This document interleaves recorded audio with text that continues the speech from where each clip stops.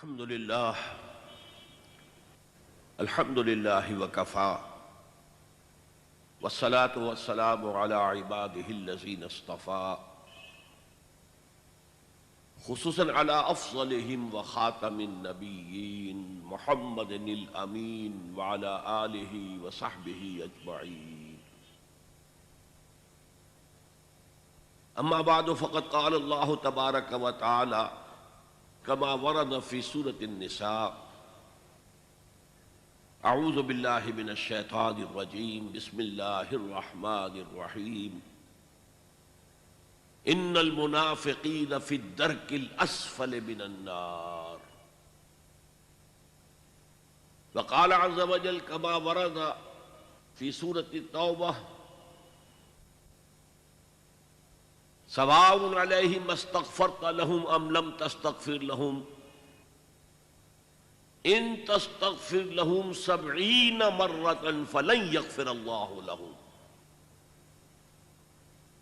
صدق اللہ العظیم. رب اشرح لي صدری ويسر لي امری واحلل عقدۃ من لسانی یفقہوا قولی. اللہم ربنا الہمنا رشدنا واعذنا من شرور انفسنا. اللہم ارنا الحق حقا وارزقنا اتباعہ وارنا الباطل باطلا وارزقنا اجتنابہ. آمین یا رب العالمین. نفاق کی حقیقت کے ضمن میں سب سے پہلے ایک لغوی بحث ہو جائے کہ یہ لفظ بنا کہاں سے ہے، اس کی روٹ کیا ہے، اس کی اصل کیا ہے. نفقن کہتے ہیں عربی زبان میں سرنگ کو. سرنگیں پچھلے زمانے میں بنائی جاتی تھیں. ایک شہر ہے، بہت بڑا قلعہ ہے، اس کے گرد فصیل ہے، پھر اس میں بادشاہ کا یا گورنر کا محل ہے. اب اگر کوئی غنیم حملہ کرتا ہے، وہ فصیل کے اندر بھی دراڑیں ڈال کر شہر میں داخل ہو گیا اور اب وہ محل کی طرف آگے بڑھ رہا ہے، تو اس بادشاہ کے لیے یا اس گورنر کے لیے اب بچاؤ کا راستہ کون سا ہے؟ سرنگیں کھودی ہوتی تھی جو محل سے شروع ہو کر زیر زمین چلتے چلتے باہر جا کر کہیں 2-3 میل کے فاصلے پر کھلتی تھی. یہ تحفظ کا ذریعہ تھا کہ جب یہ معلوم ہو کہ ہمارے ڈیفنسز شیٹر ہو گئے، اب جان بچانے کے لیے ظاہر بات ہے دروازے کی طرف تو نہیں جا سکتے، ادھر تو غنیم کا قبضہ ہے، تو یہ زیر زمین سرنگ کے ذریعے سے پھر بھاگ کر جان بچائی جاتی تھی. گویا کہ اس میں اصلاً تحفظ ذات پیش نظر تھا. اسی طرح نافقا کہتے تھے عربی زبان میں گوہ کے بل کو. گوہ ایک جانور ہے جو زمین کے اندر بھٹ بناتا ہے اور اس بھٹ کے 2 راستے رکھتا ہے، ایک ادھر سے ایک ادھر سے. اس کا شکار اہل عرب کرتے تھے شکاری کتوں سے. اب اگر کسی کتے نے ادھر سے داخل ہونے کی کوشش کی تو گوہ دوسرے دروازے سے نکل کر بھاگ جاتا تھا، اگر ادھر سے آیا تو اس دروازے سے نکل کر بھاگ جاتا تھا. تو اس اعتبار سے تحفظ ذات جو ہے وہ اصل میں ان دونوں الفاظ کے اندر جو اس کی بنیادی روح ہے وہ اس میں مثمر ہے. اسی لیے ایسے انسان کو منافق کہا جاتا ہے، 2 منہ، کہ ان سے ملتا ہے تو کچھ اور کہہ رہا ہے، ان سے ملتا ہے تو کچھ اور کہہ رہا ہے. ان کے پاس جاتا ہے تو ان کے ساتھ دوستی گانٹتا ہے، ان کے مخالفوں کے پاس جاتا ہے تو ان کے ساتھ بھی اپنے گڈ باکس کے اندر رکھنا چاہتا ہے. یہ ہے اصل میں نفاق. اب نفاق کی بہت سی مختلف طرز کی تقسیمیں کی گئی ہیں نفاق کی حقیقت کو سمجھانے کے لیے.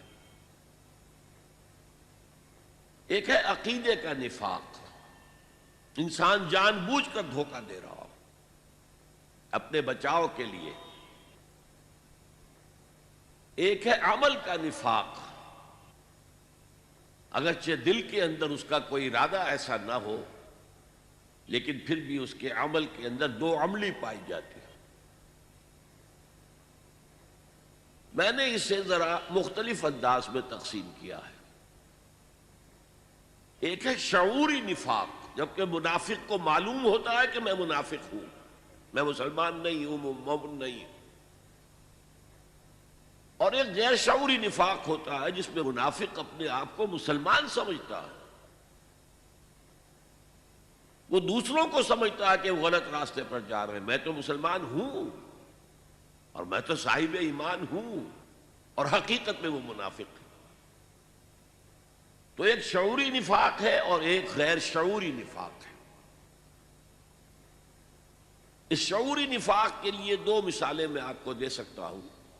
ایک تو خود قرآن مجید نے سورہ آل عمران میں یہودیوں کی ایک سازش کا تذکرہ ہوا۔ انہوں نے جب دیکھا کہ جو شخص مسلمان ہو جاتا ہے پھر چاہے کتنی ہی تکلیفیں آ جائیں وہ واپس نہیں آتا، اس سے ایک ساکھ قائم ہو گئی تھی اسلام اور ایمان کی۔ یہ کوئی ایسی شے ہے جو انسان کو اتنا گہرا اطمینان، اتنی گہری خوشی عطا کرتی ہے کہ پھر وہ اسی کا ہو رہتا ہے، اسے کسی طرح بھی، کسی ترتیب سے، کسی ترکیب سے واپس کلیم نہیں کیا جا سکتا۔ تو اس ساکھ کو ختم کرنے کے لیے انہوں نے سازش کی۔ وَقَالَ طَائِفَةٌ مِّنْ أَهْلِ الْكِتَابِ آمنوا بالذی انزل علی الذین آمنوا وجہ النہار واکفروا آخرہ لعلہم یرجعون۔ اہل کتاب کے ایک گروہ نے یہ سازش کی کہ ایسا کرو، جو چیز اہل ایمان پر نازل کی گئی ہے یعنی قرآن مجید، اس پر ایمان کا اعلان کر دو صبح کے وقت۔ اب اس خاکے میں میں ذرا رنگ بھر رہا ہوں۔ صبح کو ایمان کا اعلان کیا اور اکثر وقت اب دن کا حضور کی صحبت میں گزار رہے ہیں، بڑے ادب کے ساتھ پوز کر رہے ہیں کہ ہم مسلمان ہو گئے، مومن ہو گئے۔ حضور بھی تواضع تو آپ کے مزاج میں تھا ہی، خاص طور پر نو مسلم لوگ اور یہودی مسلمان ہو گئے ہوں تو حضور کی نگاہ میں ان کی قدر ہوتی تھی۔ شام کو انہوں نے اعلان کر دیا، جی ہم نے دیکھ لیا، جا کے قریب جا کر دیکھ لیا، کچھ نہیں، یہ تو سب دور کے ڈھول سہانے ہیں، ہم تو واپس جا رہے ہیں، یہودی ہو رہے ہیں۔ وَقَالَ طَائِفَةٌ مِّنْ أَهْلِ الْكِتَابِ آمِنُوا بِالَّذِي أُنزِلَ عَلَى الَّذِينَ آمَنُوا وَجْهَ النَّهَارِ، صبح کے وقت ایمان کا اعلان کرو، وَاكْفُرُوا آخِرَهُ، اور دن کے آخر میں شام کو، رات کو تم لوٹ آؤ، کفر کرو، لعلہم یرجعون، اس سے توقع ہے کہ ان میں سے بھی کچھ لوگ ٹوٹیں گے، سوچیں گے نا، سادہ دل لوگ سوچیں گے بھئی بڑے عالم لوگ تھے یہ یہود کے، اور بڑے خلوص کے ساتھ آئے تھے اور سارا دن بڑے ادب کے ساتھ حضور کی صحبت میں رہے ہیں، تو یہ جو اب واپس پھر گئے تو کچھ نہ کچھ تو دیکھا ہوگا نا انہوں نے۔ تو ڈگمگانے کا معاملہ، چونکہ وہاں کمزور ایمان والے موجود تھے مدینہ منورہ میں، منافق نہیں تھے، کمزور ایمان والے، اس کی وجہ میں پہلے بیان کر چکا ہوں اپنے خطاب میں کہ مکے میں تو یہ ہوتا تھا، وہی شخص ایمان کا اعلان کرتا تھا جس کے دل میں یقین آخری درجے کا پیدا ہو چکا ہوتا تھا، اسے معلوم تھا کہ جیسے ہی میں کہوں گا اشہد ان لا الہ الا اللہ واشہد ان محمد رسول اللہ، مجھے مار پڑنی شروع ہو جائے گی، گھر والوں کی طرف سے مخالفت ہوگی، سب دوستوں سے مخالفت ہوگی، سب سے کٹنا پڑے گا، سب کو چھوڑنا پڑے گا، ہو سکتا ہے مار پڑے۔ لہذا جس شخص کے دل میں پختہ یقین پیدا ہو جاتا تھا وہی جرأت کرتا تھا زبان سے کلمہ شہادت ادا کرنے کی۔ مدینے کا معاملہ مختلف تھا۔ اوس اور خزرج کے جو قبائل تھے، عرب، اصل عرب جو یمن سے آ کر یہاں آباد ہوئے تھے، جب وہاں بند ٹوٹا تھا اور پورا ملک تباہ ہو گیا تھا تو اس کے بعد جو لوگ وہاں سے نکلے عرب قبائل، وہ کچھ مدینے میں آ گئے، کچھ اور شام کی طرف چلے گئے، کچھ عراق کی طرف چلے گئے. تو یہ اوس اور خزرج کے دو قبیلے جو ہے مدینے میں آباد ہوئے. ان کے جو بڑے بڑے سردار تھے وہ سب ایمان لے آئے. تو اب پورے قبیلے نے کہا ٹھیک ہے، اپنے سرداروں کی پیروی میں ایمان لے آئے.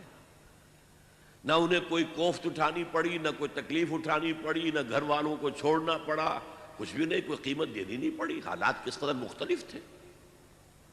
لہذا ان میں پکے بھی تھے تو کچے بھی تھے،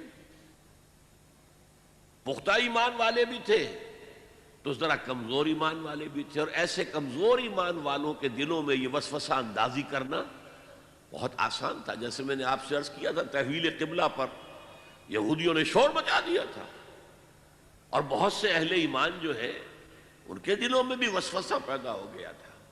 یہودیوں نے کہا یہ کیسا رسول ہے، کیسا نبی ہے، اس کا قبلہ ہی معین نہیں. پہلے یہ شمال کی طرف رخ کر کے نماز پڑھ رہا تھا، اب یہ جنوب کی طرف رخ کر لیا ہے. تو قبلہ ہی جس کا معین نہ ہو وہ کہاں کا رسول، کہاں کا نبی. تو کچھ کمزور ایمان والے لوگ بھی ان کے پروپیگنڈے سے متاثر ہو گئے. چاہے زبان سے کچھ نہیں کہا، کہ دل کے اندر تو ایک وسوسہ پیدا ہو گیا نا. اسی لیے بڑی لمبی بحث آئی ہے. سورہ بقرہ کا 17واں رکوع، 18واں رکوع، 2 رکوع پورے اسی مضمون پر ہے. اور پھر 2 رکوع پہلے 14ویں رکوع میں فرمایا گیا ہے للہ المشرق والمغرب فأینما تولوا فثم وجہ اللہ. اور پھر 2 رکوع آگے جا کر کہا گیا لیس البر ان تولوا وجوہکم قبل المشرق والمغرب. اصل نیکی یہ نہیں ہے. اسی طریقے سے اس ترکیب سے ان کے پیش نظر یہ تھا کہ کچھ نہ کچھ تو لوگ ڈول جائیں گے نا.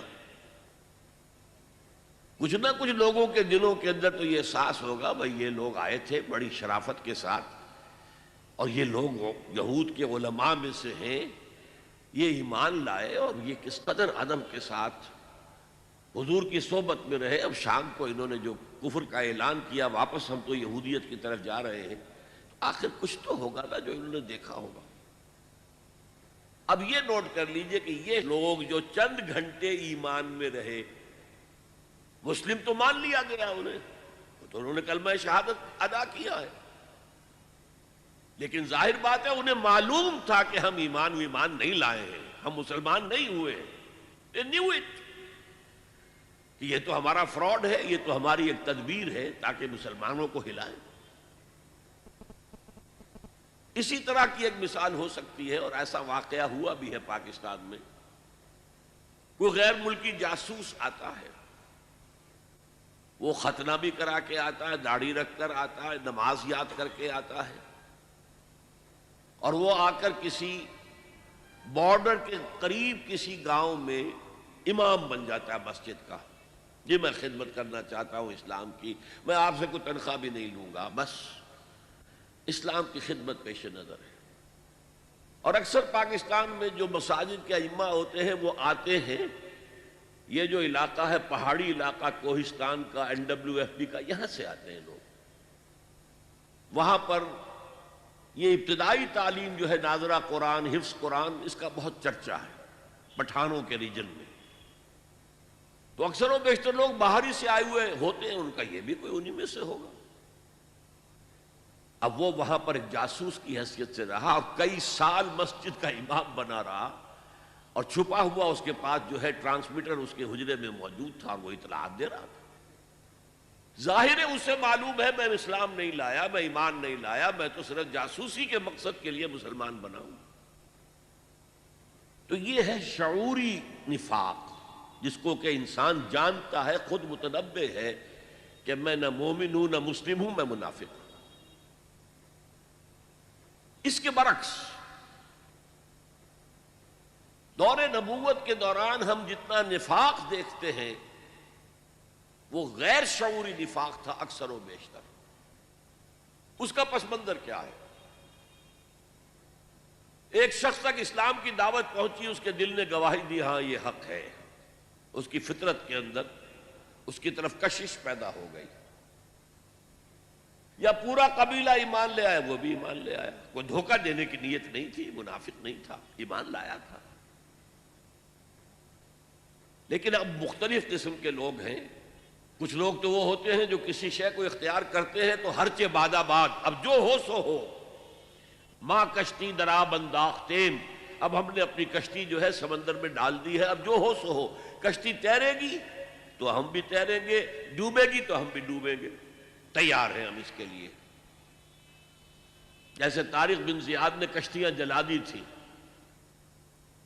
جب کشتیاں جلا دی لوگوں نے کہا یہ تم نے کیا کیا، واپسی کا راستہ ہی ختم کر دیا. میں نے کہا میں یہی چاہتا ہوں تمہارے دل میں خیال تک نہ رہے کہ واپس جا سکتے ہیں ہم. طارق جو بر کنارہ اندلس سفینہ سوخت، جن جہازوں میں سوار ہو کر سمندر کراس کیا تھا جبل الطارق پہ، وہاں اترنے کے بعد انہیں آگ لگوا دی. کسی کو خیال ہی نہ رہے کہ یہاں سے بھاگ کر واپس جانے کی ہمارے پاس کوئی سبیل ہے. ہر چے باد آباد ماں کشتی درا بنداختے، اب جو بھی ہو سو ہو. لیکن ایک کمزور طبیعت لوگ بھی ہوتے ہیں، ان کا نقشہ سورہ حج میں کھینچا گیا ہے. وَمِنَ النَّاسِ مَن يَعْبُدُ اللَّهَ عَلَى حَرْفٍ، کچھ لوگ ایسے بھی ہیں جو اللہ کی عبادت کرنا چاہتے ہیں کنارے کنارے کنارے، ڈیپ واٹر میں نہیں جانا چاہتے، رسک نہیں لینا چاہتے، کنارے کنارے. وَمِنَ النَّاسِ مَن يَعْبُدُ اللَّهَ عَلَى حَرْفٍ فَإِنْ أَصَابَهُ خَيْرٌ اطْمَأَنَّ بِهِ، اگر خیر ہے، خیریت ہے، مال غنیمت میں سے مل رہا ہے اور کوئی آپ کے لیے آزمائش نہیں آ رہی ہے تو بڑے مطمئن ہیں، اپنے اسلام کا بڑھ چڑھ کر دعویٰ کر رہے ہیں. صادق الایمان لوگوں سے بھی بڑھ چڑھ کر، جیسے کہ ہم پڑھ چکے ہیں سورہ حجرات میں، اتعلمون اللہ بدینکم، کیا تم اللہ کو اپنا دین جتلانا چاہتے ہو؟ واللہ یعلم ما فی السماوات وما فی الارض. میں نے اس وقت آپ کو بتایا تھا ہریانے کی زبان کا ایک محاورہ، تھوتھا چنا باجے گھنا. وہ چنا جس کو اندر سے کیڑا کھا چکا ہو، اوپر جو چھلکا تو ہے اندر کچھ نہیں ہے، اس میں آواز زیادہ ہوتی ہے، کھنکتا ہے، جیسے خالی برتن کھنکتا ہے. ایسے ہی وہ لوگ کہ جن کے اندر ایمان نہیں تھا وہ زیادہ کھنکتے تھے، زیادہ جو ہے اپنا احسان جتاتے تھے، ہم تو لڑے بھیڑے بغیر ایمان لے آئے. تو یہی حال المنافقین کا تھا. جب ان کے سامنے اب تقاضے آئے، مطالبے آئے، اچھا بھائی ایمان لائے ہو تو اب نکلو اللہ کی راہ میں، جان ہتھیلی پر رکھو، آؤ قتال کا مرحلہ شروع ہو چکا. اب یہ ذرا پیچھے کو ہٹتے تھے. اسے ارتداد کہتے ہیں. ارتداد ایک تو یہ ہے کہ کھلم کھلا کوئی شخص اسلام کو چھوڑ کر مرتد ہو گیا، عیسائی ہو گیا یا کچھ اور ہو گیا، مرتد. ایک ارتداد ہے پیچھے پسپائی اختیار کرنا، قدم بقدم قدم بقدم پیچھے ہٹنا. یا اگر وقت آیا ہے کہ حضور نے کہا بھائی اب ایک ایسی ضرورت ہے اور ایسی مہم درپیش ہے جس کے لیے مال کی ضرورت ہے، تو آؤ اب انفاق کرو، خرچ کرو اللہ کی راہ میں. ان دونوں سے ان کی جان جاتی تھی. اب اگر تو ان میں صرف ضعف ایمان تھا، ایمان کی کمزوری تھی، تو اگر تقصیر ہو جاتی تھی، کوتاہی ہوتی تھی، تو وہ اس کا اعتراف کرتے تھے اور حضور کے پاس آ کر کہتے تھے حضور ہم سے غلطی ہو گئی، ہم نہیں جا سکے آپ کے ساتھ مہم پر، آپ ہمارے لیے استغفار کریں اللہ سے. جب تک تو یہ صورت تھی تو اسے نفاق نہیں کہا جا سکتا. اعتراف ہو اور استغفار اللہ سے بھی کیا جائے، پروردگار معاف فرما دے، مجھ سے کوتاہی ہوئی ہے، اور اے نبی آپ بھی میرے لیے استغفار کریں تاکہ اللہ تعالیٰ جو ہے مجھے معاف کر دے. تو ضعف ایمان تو ہے، نفاق نہیں ہے. قرآن مجید نے ضعف ایمان کو تعبیر کیا ہے مرض فی قلوبہم مرض فزادہم اللہ مرضا. ان کے دلوں میں ایک روگ ہے تو اللہ نے اس روگ کو بڑھا دیا ہے. اللہ کا قانون یہ ہے کہ آپ ہدایت کے راستے پر چلنا چاہیں، ہدایت کا راستہ کھولتا چلا جائے گا اور ہمت آپ کو دیتا رہے گا، بڑھتے جاؤ بڑھتے جاؤ بڑھتے جاؤ. غلط راستے پہ جانا چاہتے ہیں اللہ تعالیٰ وہ کھول دے گا. بے حیائی کے راستے پر جانا چاہتے ہیں تو پہلے برقع اترے گا، پھر سر پر سے چادر اور دوپٹہ اترے گا، پھر آپ کے بازو جو ہے سلیو لیس ہو جائیں گے. ہوتے ہوتے کہاں تک آپ پہنچ جائیں گے ہم نہیں کہہ سکتے. مگر ابھی عورت کہاں پہنچ گئی ہے، بالکل لباس سے باہر آنا چاہتی ہے، لباس کو تو برداشت کرنا نہیں چاہتی اپنے بدن کے اوپر. بہرحال نیکی کے راستہ اختیار کرو گے فَسَنُيَسِّرُهُ لِلْيُسْرَى، بدی کا راستہ اختیار کرو گے فَسَنُيَسِّرُهُ لِلْعُسْرَى. اور اگر آپ نے ایک روگ جو ہے اپنے دل میں مال اور جان کی محبت جو ہے اتنی ہے کہ آپ کو اللہ کی راہ میں آگے بڑھنے نہیں دے رہی، جہاد فی سبیل اللہ کے لیے جان اور مال خرچ کرنے کی اجازت نہیں دے رہی، قتال فی سبیل اللہ کے لیے میدان میں آنے کی اجازت نہیں دے رہی، تو آپ کے دلوں میں ایک روگ ہے، ایک مرض ہے، ایک بیماری ہے. اور اللہ پھر اسی پر آپ کو چھوڑ دیتا ہے، ٹھیک ہے اس بیماری کے اندر مبتلا رہو. لیکن یہ ضعف ایمان جو ہے اسے نفاق نہیں کہیں گے جب تک اعتراف تقصیر ہے اور استغفار ہے اللہ سے، اور رسول کے پاس آ کر بھی معافی طلب کی جا رہی ہے اور ان سے بھی درخواست ہو رہی ہے کہ آپ بھی ہمارے لیے اللہ سے دعا کریں، استغفار فرمائیں تاکہ اللہ ہمیں بخش دے. لیکن اگلا مرحلہ آتا ہے کہ جھوٹے بہانے شروع کر دیتے. کب تک ہم اپنا اعتراف تقصیر کرتے رہیں گے؟ ہماری حیثیت کیا رہ جائے گی، ہماری عزت کیا رہ جائے گی؟ اب وہ کہیں گے حضور میری تو بیوی شدید بیمار ہے، کوئی دیکھ بھال کرنے والا نہیں ہے، میں جہاد میں نہیں جا سکتا، مجھے اجازت دے دی. اور حضور یہ جاننے کے باوجود کہ یہ شخص جھوٹ بول رہا ہے، آپ کہتے ہیں ٹھیک ہے جائیے. آپ کی مروت کے یہ خلاف تھا، شرافت اور مروت کہ کہیں تم جھوٹ بول رہے ہو، نہیں ٹھیک ہے جائیے آپ ایگزمپٹڈ. اب یہ جھوٹ جب شروع ہوا تو نفاق کی پہلی سٹیج آ گئی. جیسے ٹوبرکلوسس کی 3 سٹیجز پہلے زمانے میں ہوتی تھی، first stage, second stage, third stage. Third stage پر آنے کے بعد مرض لا علاج ہوتا تھا. اب تو خیر ٹھیک ہے دوائیاں بہت سی ایجاد ہو گئی ہیں، لیکن تھرڈ سٹیج کو پہنچ کر پھر پچھلے زمانے میں کوئی توقع نہیں ہوتی تھی کہ اب دوبارہ صحت یاب ہو سکتا ہے. پہلی سٹیج اور سیکنڈ سٹیج میں اگر کچھ علاج ہو جائے تو بچنے کی توقع ہے. تو پہلی سٹیج یہ کہ جھوٹے بہانے بنانے شروع کیے. اس آیت کا ترجمہ رہ گیا، میں سورہ حج کا جو بیان کر رہا تھا، وَمِنَ النَّاسِ مَن يَعْبُدُ اللَّهَ عَلَى حَرْفٍ، لوگوں میں سے وہ بھی ہیں جو اللہ کی اطاعت اور بندگی کرنا چاہتے ہیں، پرستش کرنا چاہتے ہیں، لیکن کنارے کنارے بچ کر. فَإِنْ أَصَابَهُ خَيْرٌ اطْمَأَنَّ بِهِ، اگر خیر ہے، خیریت ہے، مال غنیمت بھی مل رہا ہے تو پھر مطمئن ہے.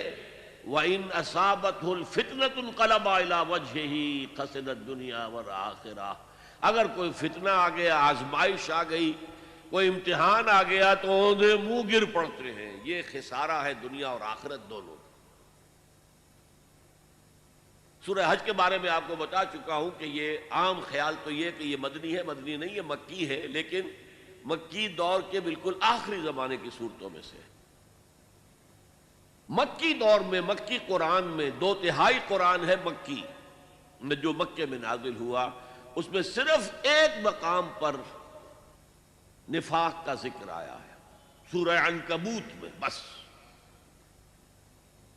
اور اس وقت کیا ہو رہا تھا، بڑی شدید جو آزمائشیں ہو رہی تھی صحابہ کرام کو، اور ان میں سے کچھ حضرات حضور کی خدمت میں حاضر ہوئے، حضور اب ہمارے لیے یہ امتحانات ناقابل برداشت ہو رہے ہیں، الا تدعو لنا، آپ اللہ سے ہمارے لیے دعا نہیں کرتے کہ اللہ کی نصرت خصوصی آ جائے. حضرت خباب بن الارت نے اپنے کمر سے کرتا اٹھا کر دیکھا، حضور دیکھیے میری پوری کمر جلی ہوئی ہے، مجھے دہکتے ہوئے انگاروں پر لٹایا گیا ہے، میری کمر کی کھلڑی کھال یہ جلی ہے، اور پھر پیٹھ پر چربی ہوتی ہے وہ پگھلی ہے، تو اس سے وہ انگارے جو ہیں وہ ٹھنڈے پڑے. حضور نے جواب دیا، خدا کی قسم تم جلدی بچا رہے ہو، تم سے پہلے تو امتوں کے ساتھ ایسا بھی ہوا جو ایمان والے تھے کہ انہیں زندہ آگ میں جلا دیا گیا، یا ان کو زمین میں گاڑ کر آدھا دھڑ زمین میں گڑا ہوا ہے اور اوپر سر کے اوپر آری رکھ کے چیرنا شروع کیا، دو حصوں میں بانٹ دیا، یہ بھی ہوا ہے۔ اور لوہے کے کنگھوں سے ان کے جسم سے ہڈیوں پر سے گوشت کھرچ دیا گیا، لیکن وہ پھر بھی ثابت قدم رہے، تم ابھی سے گھبرا گئے۔ اس وقت سورہ عنکبوت بھی نازل ہوئی، الف لام میم احسب الناس ان یترکوا ان یقولوا آمنا وهم لا یفتنون۔ کیا لوگوں نے یہ سمجھا تھا کہ وہ بچ جائیں گے، چھوٹ جائیں گے صرف یہ کہنے پر کہ ہم ایمان لے آئے، اور انہیں آزمایا نہ جائے گا؟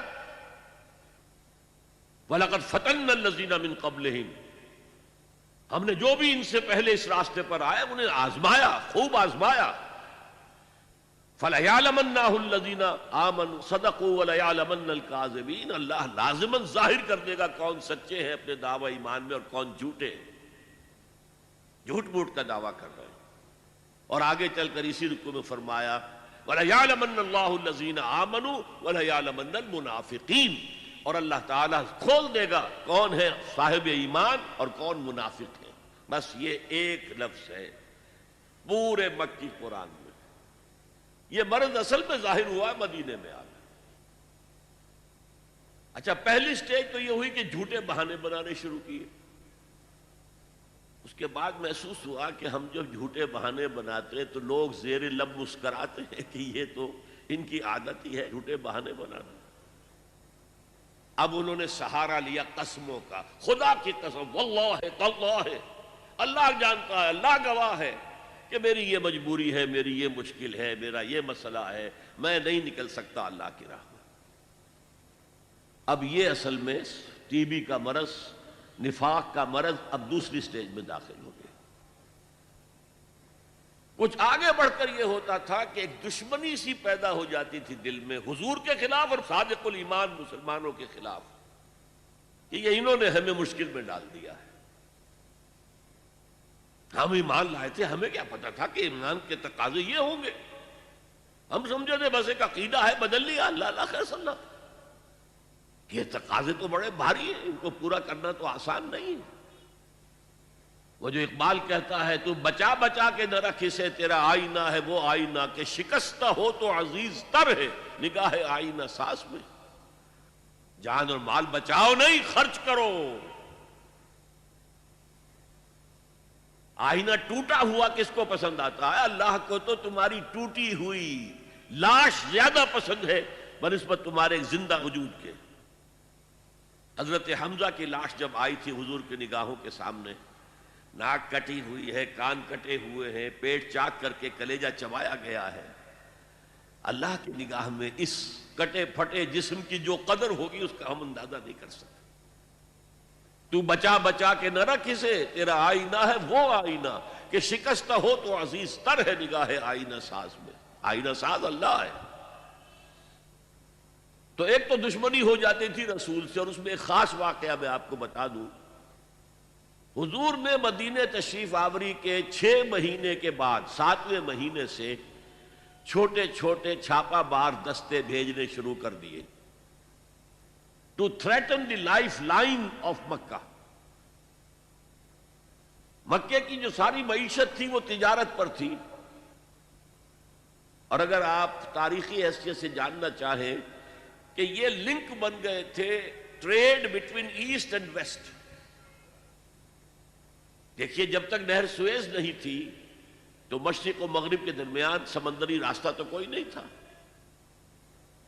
ابھی 1498 جب آئے گا، کوئی 1000 برس کے بعد، تب وہ راستہ جو ہے ملے گا انسان کو کہ round the cape of good hope, Africa کی جنوب تک جا کے پھر جاؤ تو مشرق کا راستہ کھلا ہے۔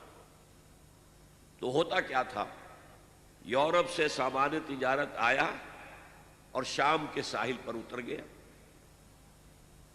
ادھر ایسٹ انڈیز سے جاوا، سماٹرا، ہندوستان، چائنا، ادھر سے مال آیا سمندر کے راستے سے اور یمن کے ساحل پر اتر گیا۔ And between these 2 points, caravans of the Quraysh, they were going to and fro. جنوب میں گئے، سردیوں کے زمانے میں وہ جاتے تھے جنوب میں، گرمی کم ہوتی تھی یمن کی طرف، وہاں سے مال اٹھایا اور چلے اب شام تک پہنچ کر شام کے ساحل پر پہنچا دیا، وہاں سے شام کا ساحل یورپ کا آیا ہوا سامان اٹھایا اور وہ لا کے سیدھا جنوب میں، سیدھا راستہ تھا بالکل سیدھا، اسٹریٹ ٹو دی نارتھ، اور وہ جو ہے آ کر یمن پہ اتار دیا۔ یمن سے پھر مشرقی ممالک کے تاجر وہ خریدیں گے اور لے جائیں گے کشتیوں کے ذریعے سے، شام سے یورپ کے تاجر وہ جو ہے وہ خریدیں گے اور لے جائیں گے۔ تو یہ کنیکشن بن گئے تھے between the trade between east and waste,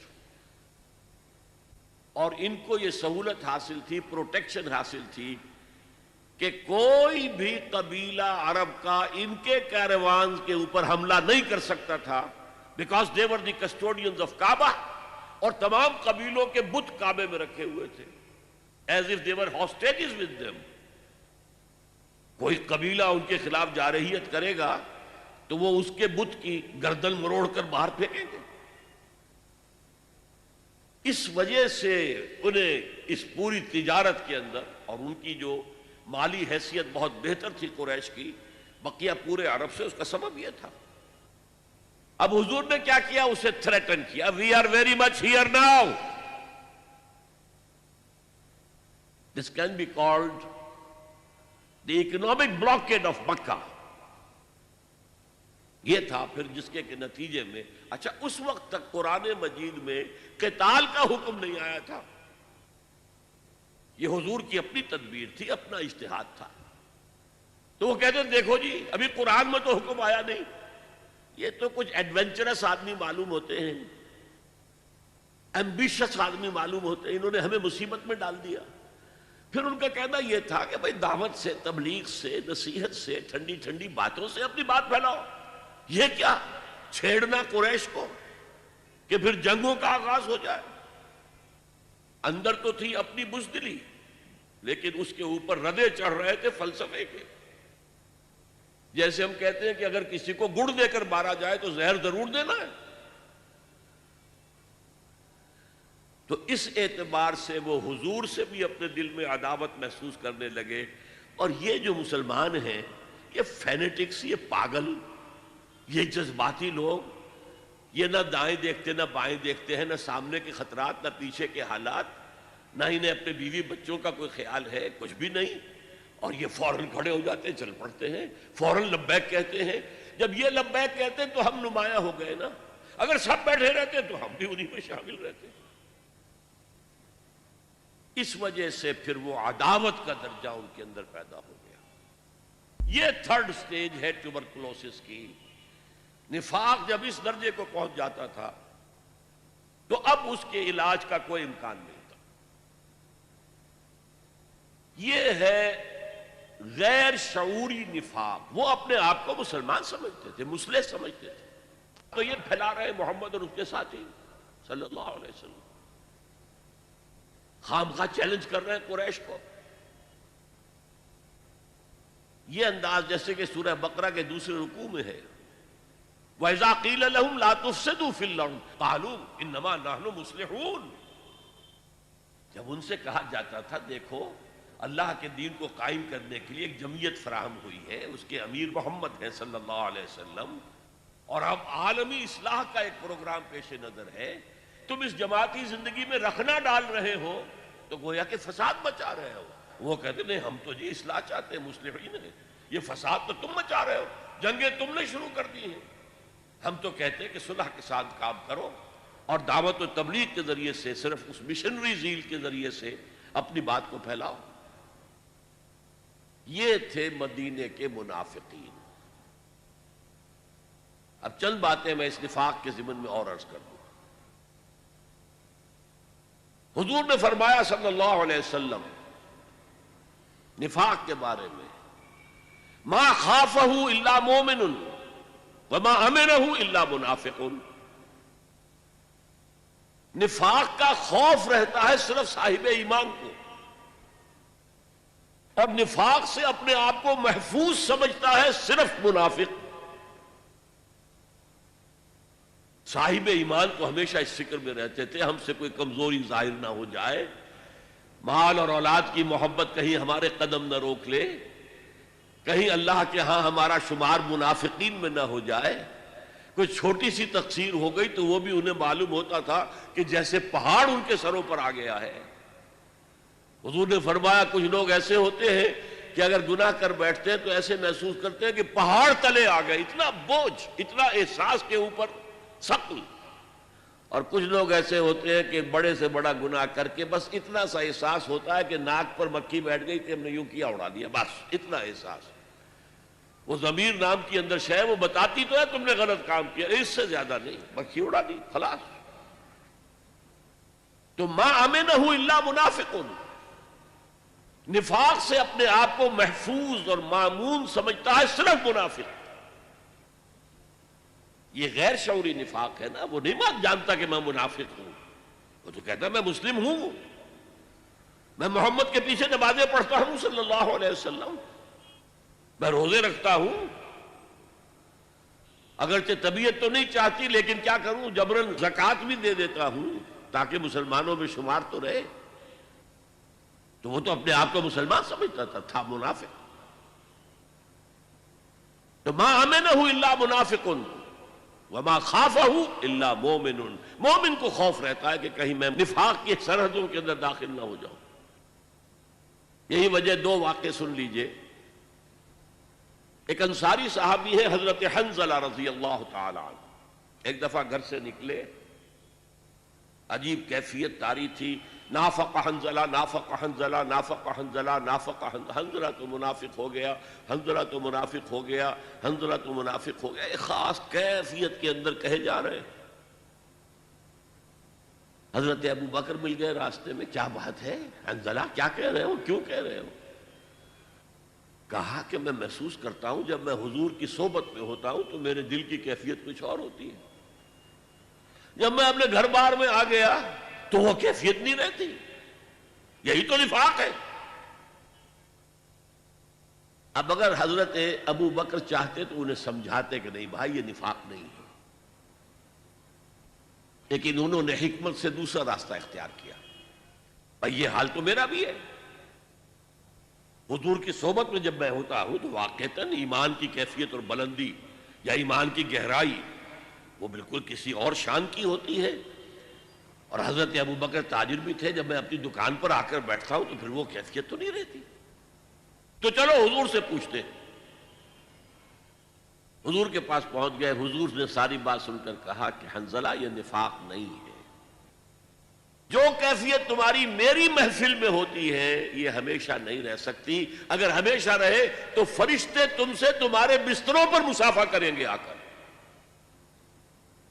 فَإِنَّهَا يَا حَنْظَلَةُ سَاعَةً فَسَاعَةً، یہ کیفیت تو کبھی کبھی محسوس ہوتی ہے۔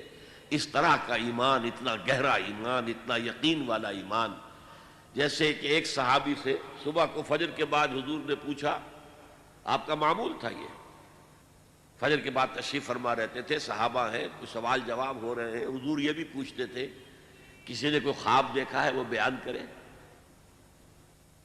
تو ایک صحابی سے آپ نے پوچھا کیف اصبحت، کہ آج صبح کیسی ہوئی؟ عرض کیا اصبحت مومنا حقا یا رسول اللہ، اے اللہ کے رسول مجھے صبح ایک سچے مومن کی صبح نصیب ہوئی۔ اب یہ جواب بڑا غیر معمولی تھا، اصبحت مومنا حقا۔ آپ نے فرمایا لکل شیء صفت فما صفت ایمانک، ہر شے کی کوئی صفت ہوتی ہے جس کے حوالے سے وہ پہچانی جاتی ہے، تو تم جو دعویٰ ایمان کا کر رہے ہو تو تمہارے ایمان کی صفت کیا ہے، کیفیت کیا ہے؟ جواب دیا کانی انظر الی الجنہ وکانی انظر الی النار، میرے یقین کی کیفیت یہ ہے کہ جیسے کہ میں جہنم کو اپنی آنکھوں سے دیکھ رہا ہوں اور جنت کو اپنی آنکھوں سے دیکھ رہا ہوں۔ تو ایمان کی یہ گہرائی بھی ہوتی ہے۔ جیسے کہ اسی حدیث جبرائیل میں تیسرا سوال یہ تھا اخبرنی عن الاحسان، مجھے بتائیے کہ احسان کیا ہے، روحانیت کا بلند مقام کیا ہے، اسلام کیا ہے، جواب دے دیا آپ نے، ایمان کیا ہے، جواب دے دیا آپ نے، اب احسان بتائیے کیا ہے۔ فرمایا ان تعبد اللہ کانک تراہ فَإِن لَّمْ تَكُن تَرَاهُ فَإِنَّهُ يَرَاكَ۔ تم اللہ کی پرستش اور بندگی ایسے کرو گویا کہ تم اسے دیکھ رہے ہو اپنی آنکھوں سے، اور اگر یہ نہیں تو کم سے کم یہ محسوس ہوتا رہے کہ اللہ مجھے دیکھ رہا ہے، استحضاء رہے۔ یہاں چونکہ جو روایت زیادہ مشہور ہے حضرت عمر فاروق سے رضی اللہ تعالیٰ عنہ، اس میں ہے تعبد اللہ۔ دوسری روایت میں ان تخش اللہ کانک تراہ فإن لم تکن تراہ فإنہ یراک، تمہارے دل میں اللہ کی خشیت اتنی ہو جائے جیسے کہ تم اللہ کو دیکھ رہے ہو، اللہ کے حضور میں حاضر ہو۔ اور ایک میں آیا ہے ان تعمل للہ کانک تراہ فإن لم تکن تراہ فإنہ یراک، اللہ کے لیے بھاگ دوڑ، محنت، جد و جہد، جہاد، قتال اس کیفیت کے ساتھ کرو گویا کہ تم اللہ کو دیکھ رہے ہو، اور ورنہ کم سے کم یہ یقین رہے کہ اللہ تمہیں دیکھ رہا ہے۔ تو یہ احسان ہے۔ نافقہ حنظلہ اسی طریقے سے حضور جب واپس تشریف لا رہے تھے غزوہ تبوک سے، تو کچھ منافق مدینے کے ایک تنگ گھاٹی میں سے حضور کو گزرنا تھا، راستہ ایسا تھا جس میں ایک ہی اونٹ ایک وقت میں گزر سکتا تھا۔ انہوں نے اس کے آس پاس جو ہے اپنے آپ کو چھپا لیا، چھپ گئے، اور جب حضور کا اونٹ اس میں سے نکل رہا تھا حملہ کیا حضور کو قتل کرنے کے لیے۔ حضرت حذیفہ حضور کے باڈی گارڈ کی حیثیت سے اونٹ کے آگے آگے چل رہے تھے، انہوں نے مقابلہ کر کے سب کو بھگا دیا۔ انہوں نے ڈھاٹے باندھے ہوئے تھے، منہ چھپائے ہوئے تھے، پھر رات کا وقت تھا۔ جب وہ بھاگ گئے تو حضور نے فرمایا کہ حذیفہ میں تمہیں بتا دوں یہ کون کون تھے؟ نام لے کر بتا دیا، فلاں ابن فلاں، فلاں ابن فلاں، فلاں ابن فلاں، فلاں ابن فلاں۔ یہ وحی کے ذریعے سے حضور کو سب کچھ معلوم ہو جاتا تھا، لیکن دیکھنا حذیفہ یہ کسی کو بتانا نہیں ہے، یہ میرا راز ہے تمہارے پاس، کہ میں نے تمہیں منافقین کے نام بتا دیے کچھ کے۔ اسی لیے حضرت حذیفہ کو کہا جاتا تھا رضی اللہ تعالیٰ عنہ صاحب و سر النبی، نبی کے ایک رازدان، نبی کے ایک راز کے رکھنے والے حذیفہ۔ اب ایک مرتبہ حضرت عمر ان سے پوچھتے ہیں، آپ غور کیجئے کہاں عمر، کہاں ان کا مقام، صحابہ میں نمبر 2، انہیں بھی اپنے بارے میں اندیشہ ہے کہیں میں منافق تو نہیں ہو گیا۔ پوچھتے انشدو کا یا حذیفہ، انشدو کا باللہ، میں تمہیں اللہ کی قسم دے کر، واسطہ دے کر تم سے پوچھتا ہوں کہیں میرا نام تو ان میں نہیں تھا۔ یہ ہے ما خافہ الا مومن وما امنہ الا منافق۔ یہ جو بیماری ہے، یہ جو روگ ہے، اب یہ جانیے کہ اس کا انجام کیا ہے۔ اصل میں نے چونکہ کہا بیماری ہے، اور میرا بیک گراؤنڈ بھی ہے میڈیکل ایجوکیشن کا،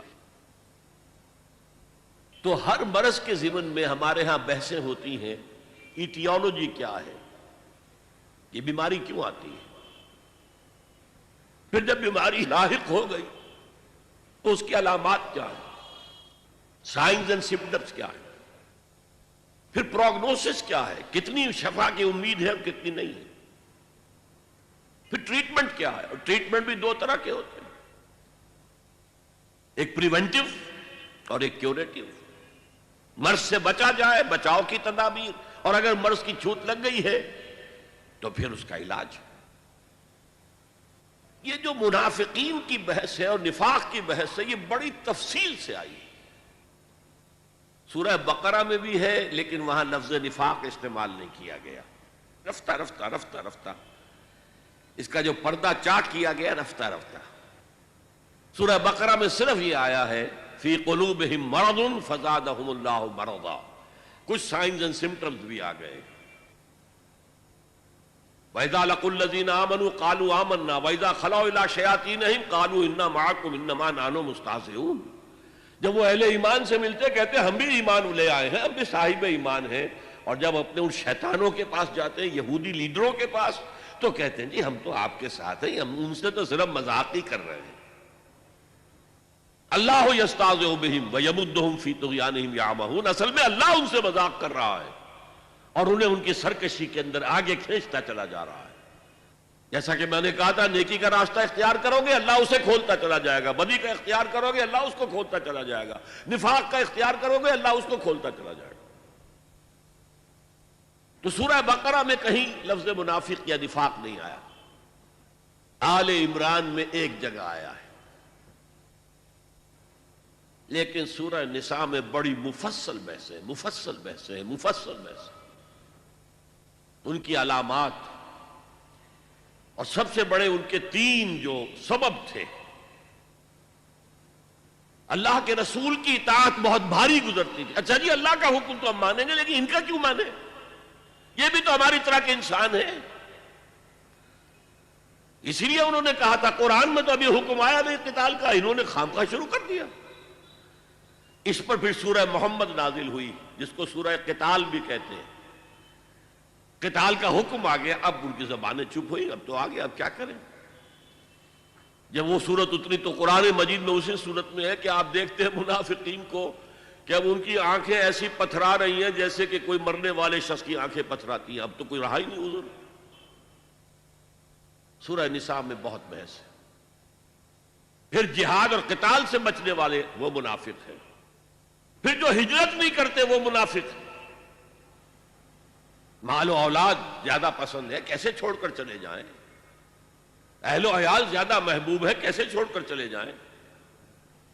بہرحال سورہ نساء میں بڑی مفصل بحثیں، میں نے جو آیت تلاوت کی تھی ان المنافقین فی الدرک الاسفل من النار، یہ منافق تو آگ کے سب سے نچلے طبقے میں ہوں گے۔ اللہ کا غضب اتنا کافروں پر نہیں بھڑکتا جتنا کہ منافقین پر بھڑکتا ہے، اور جتنا کہ ان مسلمانوں پر جو دعوے تو کرتے ہیں ایمان کے اور اللہ کی محبت اور رسول کے عشق کے اور عمل میں زیرو ہیں۔ لما تقولون ما لا تفعلون کبر مقتا عند اللہ ان تقولوا ما لا تفعلون، اگرچہ منافق نہیں ہے لیکن بے عملی، اللہ اور اس کے رسول کے احکام سے سرتابی، کہاں اللہ پر ایمان کا دعویٰ، رسول پر ایمان کا دعویٰ، اور کہاں یہ کہ ان کے احکام کو پاؤں تلے رون دینا۔ پھر یہ سورہ مائدہ میں بھی بحثیں آئی ہیں، لیکن یہ بحثیں سورہ نور میں بھی ہیں، سورہ احزاب میں بھی ہیں، لیکن کلائمیکس پر یہ مضمون آپ کو ملے گا بہت تفصیل سے یہ ملے گا سورہ توبہ میں، اس لیے کہ آخری امتحان جو ہوا تھا ان ایمان کے دعوے داروں کا وہ غزوہ تبوک کے وقت تھا، جسے کہا گیا تھا جیش العسرہ، قحط کا عالم تھا، اب فصل کھجور کی تیار تھی، اگر اب چلے جاتے ہیں تو کون اتارے گا؟ کھجور کی فصل عورتوں کا کام تو نہیں ہے کہ اتار سکیں، فصل جو ہے گل سڑ جائے گی درختوں کے اوپر ہی، تو گویا کہ قحط در قحط کا معاملہ ہوگا، پھر شدید گرمی ہے، طویل لمبا سفر ہے، تو اس میں ظاہر بات ہے کہ منافقین کا نفاق بالکل واضح ہو گیا، آ کر جھوٹی قسمیں کھائیں، اپنے آپ کو ایگزپٹ کرایا، بعض مسلمانوں سے بھی کوتاہی ہو گئی۔ حضرت کعب ابن مالک اور 2 ان کے ساتھی، بڑا مفصل ان کا معاملہ جو ہے قرآن مجید میں تو اجمالاً مذکور ہے، حدیث بخاری میں بڑی تفصیل سے انہوں نے صاف جا کر اعتراف کر دیا، حضور زبان ہمارے پاس بھی ہے، جھوٹے قسمیں ہم بھی کھا سکتے ہیں، لیکن آج ہم آپ سے اجازت حاصل کر بھی لیں گے، آپ کو راضی کر بھی لیں گے، تو قیامت کے دن اللہ کے سامنے کیسے اپنے جھوٹ کو چھپائیں گے؟ لہذا مان لیا، انہیں سزا بھی دی گئی، 50 روز کا مقاطعہ، بائیکاٹ، کوئی ان سے بات نہ کرے، یہاں تک کہ ان کی بیویاں ان سے بات نہ کریں۔ بہرحال سورہ توبہ کے اندر پھر وہ آیت آئی ہے، یہ پروگنوسس کے اعتبار سے عرض کر رہا ہوں، سورہ نساء میں ان المنافقین فی الدرک الاسفل من النار، اور سورہ توبہ میں سواء علیہم استغفرت لہم ام لم تستغفر لہم، اے نبی ان کے حق میں برابر ہے آپ ان کے لیے استغفار کریں یا نہ کریں، ان تستغفر لہم 70 مرۃ فلن یغفر اللہ لہم، اگر آپ ان کے لیے 70 مرتبہ بھی استغفار کریں گے تب بھی اللہ انہیں نہیں بخشے گا۔